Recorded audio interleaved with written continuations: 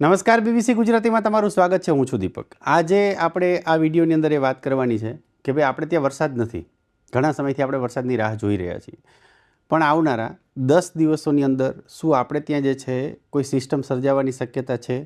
System જો સર્જાશે તો system કઈ તરફ આગળ વધશે એની વાત આપણે આ વિડીયોની અંદર કરવાના છીએ। તમે ધ્યાનથી જોજો। આપણે થોડીક બીજી પણ વાતો કરીશું, તમને ખબર પડશે કે આખા દેશમાં વરસાદની સ્થિતિ શું છે એ પણ જોઈશું, ગુજરાતમાં શું છે એ પણ જોઈશું, સિસ્ટમની શક્યતા શું છે એની પણ વાત કરીશું। તમે શાંતિથી જોજો। તમારા કોઈ સવાલ હોય તો વિડીયો જોતા જોતા અથવા જોઈ લો પછી અથવા જોતા જોતા વચ્ચે પણ તમે મને સવાલો જે છે કોમેન્ટમાં લખી શકો છો। યુટ્યુબને સબસ્ક્રાઈબ કરી દેજો, ફેસબુકને લાઇક કરી દેજો। બીજું કે તમે જે છે ઇન્સ્ટાગ્રામ પેજને ફોલો કરી લેજો અને જીઓ ટીવી પ્લસ પર પણ તમે અમારું બુલેટિન જે છે એ જોઈ શકો છો, બીબીસી ન્યૂઝ ગુજરાતીને જોઈ શકો છો। હવે તમે જુઓ, આપણે જે વાત કરવાની છે એ વાત એ કરવાની છે કે ભાઈ વરસાદ જે છે એવું નથી કે દેશમાં પડી નથી રહ્યો, બરાબર। વરસાદ જે છે એ પડી રહ્યો છે, પણ આ તરફના વિસ્તારમાં વરસાદ પડી રહ્યો છે, બરાબર। એના પછીના જે દિવસો છે કે આ તરફના વિસ્તારો જે છે એટલે એના પછીના દિવસોમાં પણ આ તરફના વિસ્તારોમાં વરસાદ પડશે, આ તરફ વરસાદ પડી રહ્યો નથી। તો દેશમાં વરસાદની સ્થિતિ શું છે એની આપણે થોડીક વાત કરી લઈએ। હવે તમે જુઓ, આ જે છે આ પ્રકારે જે છે એ મોટાભાગે દેશમાં વરસાદની સ્થિતિ છે, બરાબર। હવે આમાં કેવી રીતે આપણે એને ગણીશું તો એની આપણે જે છે એ થોડીક હું તમને વાત કરી દઉં, કલર જે છે થોડાક તમને સમજાવી દઉં અને પછી આપણે એના પછી સિસ્ટમ ઉપર જઈશું, સિસ્ટમ સર્જાશે કે નહીં શું છે એની પણ આપણે વાત કરીશું। પણ પહેલાં હું તમને આમાં થોડુંક સમજાવવા માગું છું એટલે કરીને આપણે ખબર પડે કે શું સ્થિતિ છે।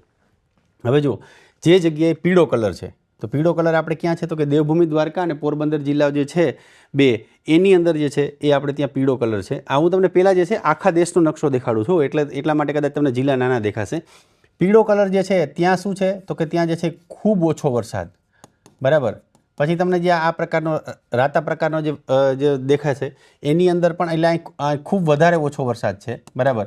પછી જે આ પ્રકારનો કલર છે જે કચ્છમાં છે, બરાબર, જે રાતા એટલે રેડ પ્રકારનો કલર, ત્યાં શું છે તો કે ત્યાં જે છે એ ખૂબ ઓછો વરસાદ છે, બરાબર। એના પછી જે લીલો કલર દેખાય છે ત્યાં જે વરસાદ થવો જોઈએ એ સામાન્ય જેટલો વરસાદ થયો છે। પછી આ બ્લુ કલર દેખાય છે ત્યાં શું છે તો કે ત્યાં જે છે એ સામાન્ય કરતાં વધારે વરસાદ થયો છે, બરાબર। અત્યારે જે છે એ ભારતની અંદર ચોમાસું જે છે એમાં મોટાભાગના વિસ્તારોની અંદર જે છે એ સામાન્ય કરતાં ઓછો વરસાદ થયો છે અથવા ઘણા બધા વિસ્તારો જે છે એની અંદર એટલે સરેરાશ જે છે જુઓ તો સરેરાશ જે છે જે ચોમાસામાં વરસાદ થવો જોઈએ એટલો થયો નથી, પણ ઘણા બધા વિસ્તારો એવા છે કે જેની અંદર સામાન્ય કરતાં ઓછો વરસાદ થયો છે। ખાસ કરીને આ વિસ્તારો, મહારાષ્ટ્રના જે વિસ્તારો છે ત્યાંથી તમે લઈ લો આ બધા, બરાબર, ત્યાંથી લઈ અને દક્ષિણ ભારતના જે વિસ્તારો છે ત્યાં સુધીમાં જે છે આ બધા જ વિસ્તારોની અંદર જે છે એ સરેરાશ કરતાં જે છે એ ઓછો વરસાદ થયો છે। આ બધા જ વિસ્તારોમાં સરેરાશ કરતાં જે છે એ ઓછો વરસાદ થયો છે। સાથે સાથે ગુજરાતના પણ ઘણા બધા વિસ્તારો છે, ખાસ કરીને પૂર્વ ગુજરાતના કેટલાક વિસ્તારો છે ત્યાં, આ સૌરાષ્ટ્ર કચ્છના વિસ્તારો છે ત્યાં પણ સરેરાશ કરતાં ઓછો વિસ્તાર, દ્વારકા અને પોરબંદર એ બે જિલ્લાઓ એવા છે જે દેશના એવા જિલ્લાની કેટેગરીમાં આવે છે જ્યાં ખૂબ વધારે ઓછો વરસાદ થયો છે, એવા ખૂબ ઓછા જિલ્લાઓ છે। તમે આમાં જોશો તો પીળો કલર જે છે કેટલાક વિસ્તારોમાં તમને દેખાય છે, પણ ત્યાં ખૂબ ઓછો વરસાદ થયો એવા જિલ્લાની કેટેગરીમાં જે છે આ બે જિલ્લાઓ આવે છે। આ પંજાબ અને એ તરફના જે વિસ્તારો છે ત્યાં પણ ઓછો વરસાદ થયો છે, આ જેસલમેર એ તરફના વિસ્તારો છે ત્યાં, રાજસ્થાનના પણ આ કેટલાક વિસ્તારો છે, આ વિસ્તારો રાજસ્થાનના ત્યાં, પછી આ મહારાષ્ટ્ર મધ્યપ્રદેશના પણ કેટલાક વિસ્તારો છે જ્યાં ઓછો વરસાદ થયો છે। આ તરફ બિહાર અને એ તરફના વિસ્તારો છે એની અંદર પણ કેટલાક વિસ્તારોમાં વરસાદની ઘટ છે। સૌથી વધારે વરસાદ જે છે અહીંયા થયો છે, બરાબર। અહીંયા વરસાદ ખૂબ પડ્યો છે, પણ ત્યાં વરસાદ હંમેશા સામાન્ય જે છે એ સામાન્ય વરસાદની સરેરાશ જ ખૂબ વધારે છે, એટલે ત્યાં હજી પણ વધારે વરસાદ પડે ત્યારે એની સરેરાશ પૂરી થાય, એટલે સરેરાશ કરતાં જે વરસાદ પડતો એના કરતાં હવે આ સ્થિતિ છે। હવે આપણે ત્યાં જે છે વરસાદની રાહ જોઈ રહ્યા છીએ। આવનારા 8 થી 10 દિવસમાં આપણે ત્યાં શું થવાનું છે, કોઈ વરસાદની સિસ્ટમ આપણી તરફ આવવાની છે કે નહીં, હવે એની આપણે વાત કરવાની છે। હવે તમે જુઓ, અત્યારે જે છે આપણે સિસ્ટમને એટલા માટે કે સિસ્ટમો બનતી જ નથી એવું નથી, બરાબર। બંગાળની ખાડીમાં સતત સિસ્ટમો બની છે, જુલાઈમાં પણ બની, એના પછી ઓગસ્ટની અંદર પણ જે છે સિસ્ટમો ત્યાં બની છે, એટલે એ કદાચ માની લો કે સિસ્ટમો અહીંયા બને નહીં તો આપણે એવું થાય કે ભાઈ સિસ્ટમો બનતી જ નથી તો ચોમાસામાં વરસાદ ક્યાંય નથી, પણ સિસ્ટમો જે છે એ બન્યા પછી જે છે એ સિસ્ટમો આગળ પણ વધે છે, પણ આગળ કઈ તરફ વધે છે આ વર્ષે તો કે આગળ જે છે એ સિસ્ટમો આ તરફ વધે છે, બરાબર। અને આ બધા વિસ્તારોમાં વરસાદ પડે છે। એકાદી સિસ્ટમ આપણે ત્યાંથી આવી આ રીતે ગઈ, એકાદી સિસ્ટમ અહીંથી આવીને આ રીતે વળી ગઈ, બરાબર, આવી રીતે વળીને આ રીતે ગઈ, પછી બાકીની સિસ્ટમો બધી આ તરફ ગઈ। એક વખત સિયર ઝોન અહીંયા જુલાઈમાં સર્જાયો ત્યારે આપણે ભારે વરસાદ પડ્યો, આ તરફ રાજસ્થાન તરફ ગઈ ત્યારે પણ આપણે ત્યાં ભારેથી અતિભારે વરસાદ જે છે થયો, પણ આ વર્ષે ગુજરાત ઉપરથી પસાર થયા તો ગુજરાતની વધારે નજીક આવનારી સિસ્ટમો જે છે ખૂબ ઓછી છે, એના કારણે આપણે વરસાદ ઓછો છે। હવે આવનારા દિવસોમાં શું થશે, હવે જુઓ, એમાં 2-3 વસ્તુઓ છે। હવામાન વિભાગનું મોડલ જે છે એ દર્શાવી રહ્યું છે કે અહીંયા જે સિસ્ટમ જે છે એ સતત સિસ્ટમ ત્યાં રહેવાની શક્યતા છે, એટલે કે સિસ્ટમ ત્યાં રહેશે, એની આસપાસ ફરશે, થોડીક આગળ આવશે, અહીંયા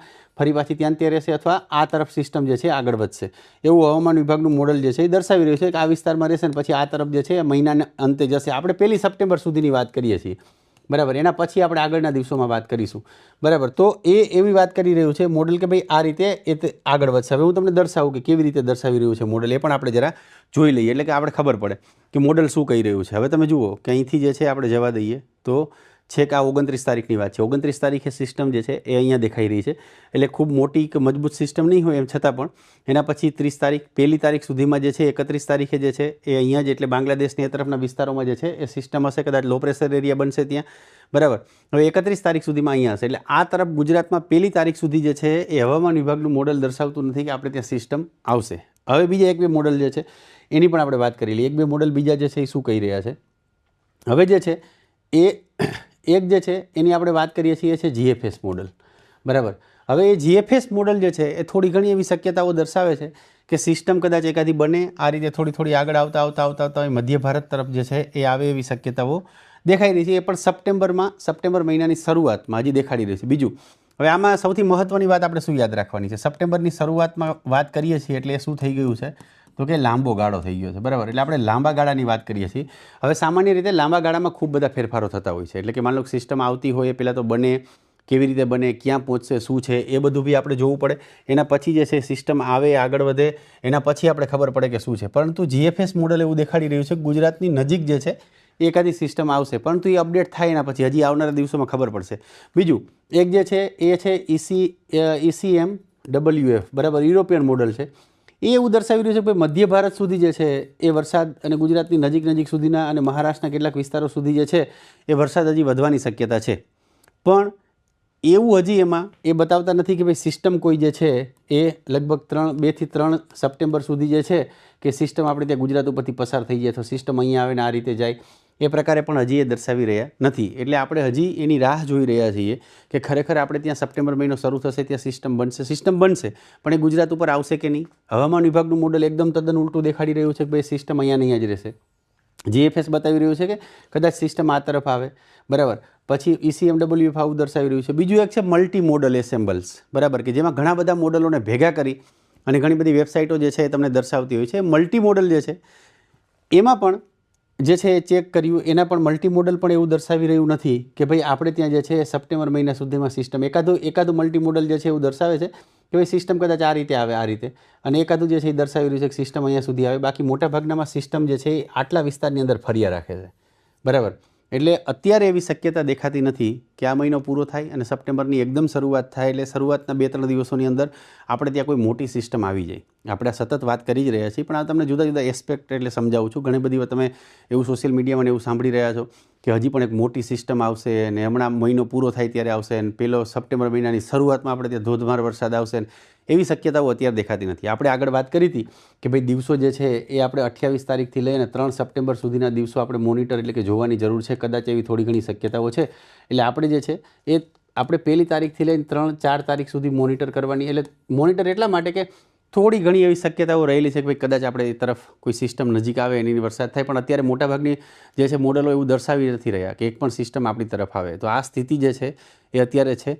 એના પછી આવનારા દિવસોની અંદર પણ આપણે આ જ પ્રકારે વરસાદની વાત કરતા રહીશું. તમે મારો વિડીયો જોતા રહેશો. હું તમને જે છે એ સચોટ માહિતી જે છે હવામાનની આપવાનો પ્રયત્ન કરીશ. આ વિડીયો કેવો લાગ્યો હોય ચોક્કસ જણાવજો. સારો લાગ્યો હોય તમારા મિત્રો જોડે શેર કરી દેજો. બીજું કે તમારા કોઈ સવાલો હોય હવામાનના તો એ પણ તમે મને પૂછી શકો છો.